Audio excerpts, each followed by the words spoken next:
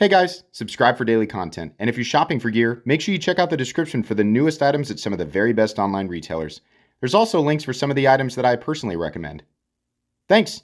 What's going on YouTube? Metal Complex here, and today I've got another interesting knife review slash knife overview to share with you guys. We have the Poikilo blades Marlin. I'm finally getting through these Poikilos. I'm trying to spread these out so that the channel's not just all Poikilo stuff, but I got an opportunity to handle 13 different Poikilo knives, and so I'm finally bringing you guys my thoughts. Very exciting to check this company out. They're definitely doing some awesome stuff. Some of their knives are far more impressive than their other knives, but all of them are good, right, at the very least. Thanks so much to Poikilo for actually sending all of these in. Thanks to my patrons for supporting me. Sever7, the gentleman who sort of facilitated this, I really appreciate you. Haven't been saying your name in the previous videos, and that's my fault. Sever7. This is available in a few different configurations. I will link it down in the description. It does help my channel when you use those links, but that's up to you. Let's go ahead and get a measurement. This one, a little bit larger than some of the other ones. Overall length here is 8 1/4. Blade length is 3.75 inches. And your cutting edge is 3.65. Really good ratios there on this guy. I do want to point out, this is the most expensive version of this knife that is listed on Blade HQ. There are probably other configurations available through Poikilo or other websites, but this version is the version with the Zircotai backspacer. The standard version of this knife is quite a bit less expensive than this one and does not include the Zircotai backspacer or pocket clip. Some size comparisons. Any custom scales you find in this section can be found down in the description under Original Goat and others. Up against the 8010 and the Excalibur, my own Excalibur. You can see here that this knife is really just a 1/4 inch shorter than either of them. It's very similar to the same overall length. It's not quite as robust as something like the 8010.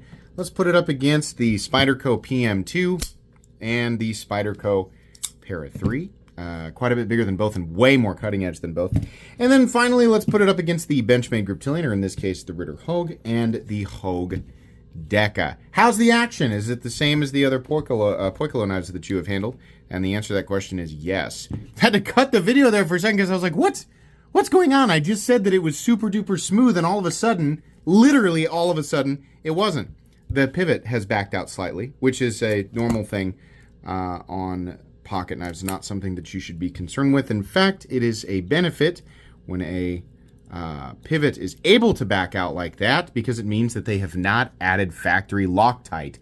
In the past, factories or companies would utilize red Loctite, which was extremely stupid, and even the companies utilizing the blue Loctite seemed to add too much, probably in a rushed production setting.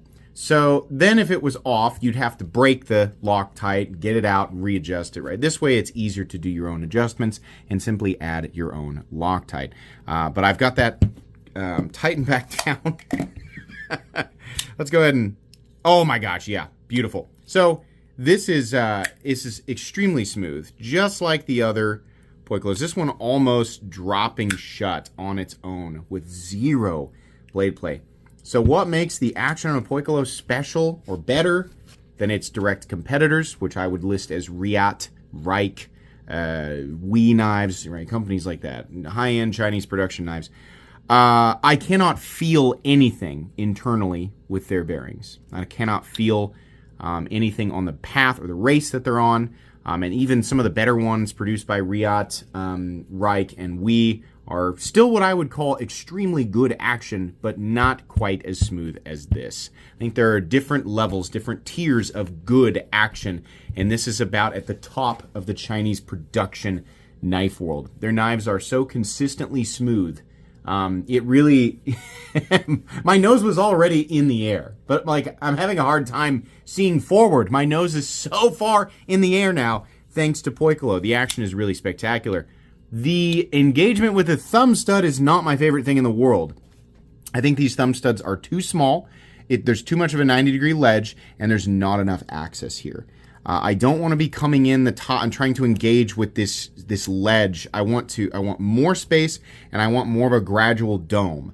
The thumb studs that I always use as an example of like a really nice thumb stud, we'll actually use the Rat 2 here. These are so cozy to use, and they don't have to be this exact same size, but the fact that we have some gradual steps and a little dome at the top means that it is easy to engage with, but most importantly, comfortable to engage with. This is not what I would call comfortable, but it's still far from like the worst that I've ever felt. I don't want anybody to think I'm saying it's bad. It just needs, their future knives need to be thought out a little bit better here, because this is the only means of deployment. It does appear that you can adjust the position of these thumb studs to one forward.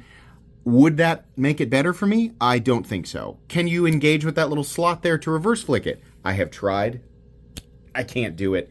You can pinch open it like this, but for the most part, it's simply that thumb stud there that you engage with. And it's not what I'd call comfortable, but it's not, I think that that is enough of a, an issue that for some people it might be a deal breaker on this knife. It's one that after 5 to 10 deployments, I'm like not wanting to mess with it anymore. This is not a knife that I would say is super duper fun to fidget with. For those of you who plan to buy this knife and take it out and use it, obviously you'll just be interacting with that thumb stud once per time that you need your knife. And maybe you won't be as bothered by it that way, but just to let you know, it's not nearly as comfortable as some of the better ones, knives in general that have well-placed and well-sized thumb studs with properly tuned detents. The detent on this is very, very nice. It's always, Poikilo's pivot action and their detent is always top tier. But it needs to be coupled with a thumb stud that's in the right place, in a comfortable place, and a comfortable size. I'm just saying the same thing over and over again now. Let's do carry profile. Thickness up against the Spyderco Para 3. It's pretty much identical in terms of thickness. Length and height up against the PM2 and the Para 3. So this guy lengthwise is actually shorter than the PM2 and really only slightly longer than that's not true. It's like half an inch at least, maybe 3/4 of an inch. As far as height, nowhere near as tall, as either, so that's good. It is a lot of knife still. There's quite a bit of titanium. We have zircotite, so there's a little bit of zirconium in the pocket clip and the backspacer. Really cool. I love their layered zirconium that they do and this sort of matte. It's like not reflective. It's kind of cool. And then we have a fairly thick M398 blade. Let's do blade stock thickness here real quick. So the blade stock thickness on this guy is coming in at 156,000. So pretty robust. What is the HRC range on that M398? Just like the other Poikilos that I have reviewed, it is 60 to 61. But as I mentioned in my Gecko review, I'll keep mentioning this with the Poikilo videos moving forward. I did talk directly with Poikilo about this, and they said after, watching my videos and especially reading the feedback from the community in the comment section that they are going to try to increase the range on their M398, the HRC range, to 62 to 64, that is absolutely where it should be. I think that is awesome. So some people don't care if you are big into HRC optimization. That's, heavy quotes there because there's a range. But with M398, I do agree that it serves its purpose. It's the general idea with M398 is better executed when the HRC is at the higher end of the range. It dramatically alters the edge performance and edge retention. So yeah, absolutely. I think that is super cool. So Poikilo, as I mentioned in the Gecko review, once you have that down, you definitely need to send some samples to Transparent Knives and ask if he would do some public HRC testing so that we can all see it.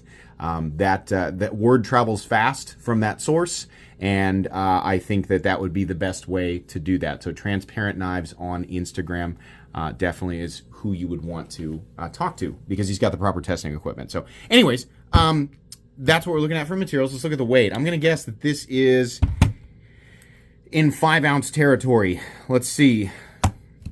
4.8 ounces. Heavy, but not quite as heavy as I had thought. Certainly not, hulking. Your balance is right behind the pivot on this guy, so it feels pretty good in hand, honestly. Let's go ahead and do a hardware check. I'll get out my tools as per usual. My tools are very inexpensive and very recommendable. You can find them right down in the section of my description that talks about the tools used on this channel or the pinned comment. T10 for the pivot, And we also have T10 for the pocket clip screw, which is also the only body screw. And then there's some pins holding everything together, holding everything in place. That's how they get away with only having a couple of screws. I think that's great. They do have some interesting, complex, kind of gimmicky construction systems sometimes. Depends on the design. The easier it is to access and the simpler it is, like the fewer steps involved with disassembly and maintenance, the better. So in this case, this is really good. One clip screw that is also the frame integrity screw, and then you have a pivot, and then they have pins that just sort of set in place, sit in these little holes that are milled perfectly for them, that keeps that integrity, it keeps it all solid without rattling. That's a great way to do that. This is a very, very simple knife to take apart and put back together. As long as you have the right tools for the job, you should be good to go. We've done all this other stuff. Let's go ahead and move into the meat and potatoes here. This is not a design or a profile that I've never seen before. I mean, it's just subtly different from a lot of other things. Where Poikilo stands out is, well, truthfully, Poikilo has created things, in this case, in tandem with Mundus knives. They made the Alchem. That's probably the most unique folding knife I've ever seen. If you've never seen it, I imagine everybody's seeing it, right? It's got a transforming blade. That's the craziest thing I've ever seen, right? So they can do that, and I think they're doing a good job of kind of balancing.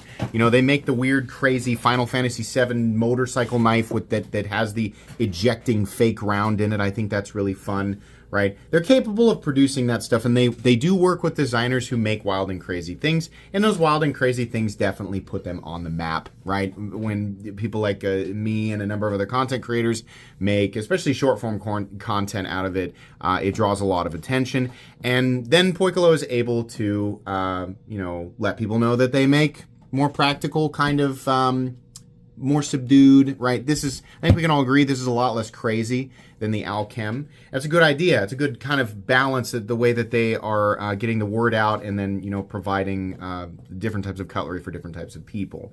They are consistently very, very expensive. Their claim to fame, where they stand out on the lower end of their stuff that's still really pricey, is the fact that they use M398 as their base steel. And they work, of course, with materials like Zircotite or whatever. They can also polish DLC to a mirror or near mirror.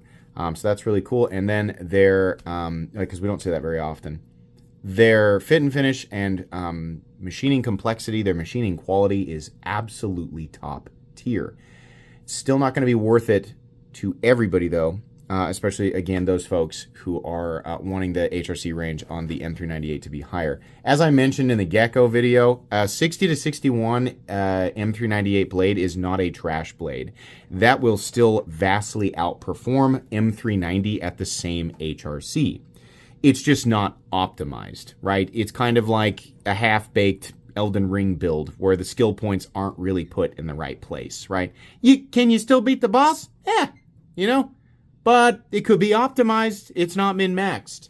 Definitely. So I don't want anybody to be confused, because there's always that guy in the comments who says, M398 at 61 is trash. It's just a lazy word to use. What he means, or she, or whoever's saying it is not optimized, and it could be substantially better. But if you're looking for a blade that's got stainless qualities and has really, really high edge retention, the same or better than M390, well, yeah, it'll still do that, right?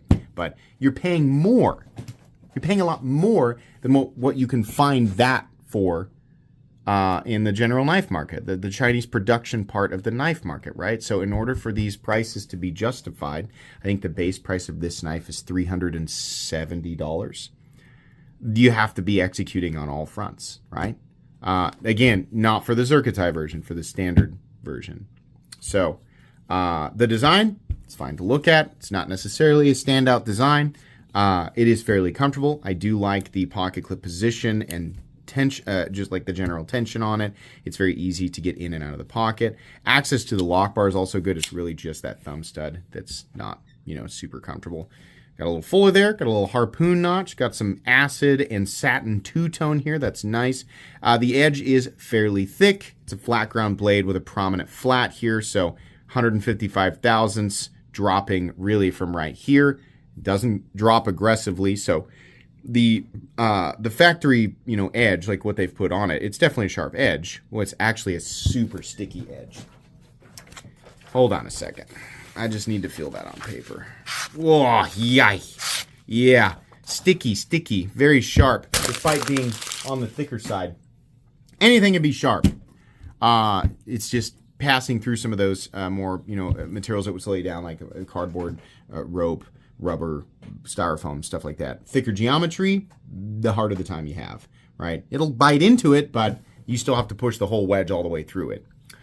So, in some cases, obviously there's a benefit to having thicker geometry, a little bit of additional toughness in geometry behind the edge, which I think would come in a lot more handy and make a lot more sense if the M398 was heat treated properly. Then again, it's probably perfectly optimized at a very thin geometry and used light, for light to medium duty stuff.